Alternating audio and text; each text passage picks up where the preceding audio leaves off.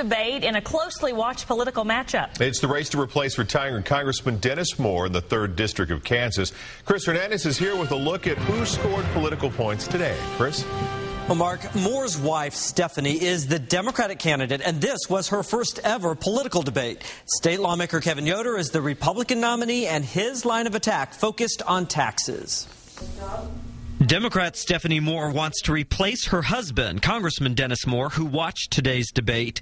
Republican Kevin Yoder pushed his claim that on every tax issue, Moore would vote for higher taxes, and he wouldn't. Do they want a candidate like Stephene Moore who's going to grow the size of government, who's going to tax more and spend more and run up the deficit for our future? I am not for higher taxes. I don't like taxes any more than anybody else does. I believe taxes should be fair, and I think they should be as low as possible. Yoder wants to keep the Bush tax cuts in place. Moore says keep them for now, but not permanently.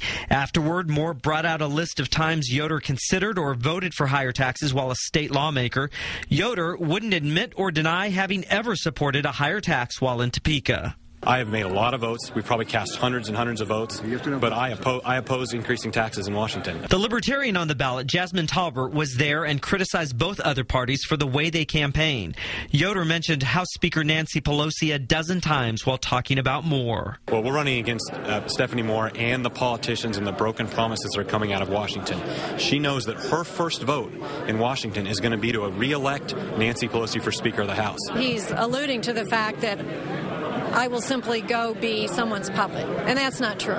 If an idea is going to be a Democrat-Republican idea, if it's good, that's what I'm going to stand up for. Moore, a nurse, says people should not be denied health coverage. Yoder says he would have voted against health care reform.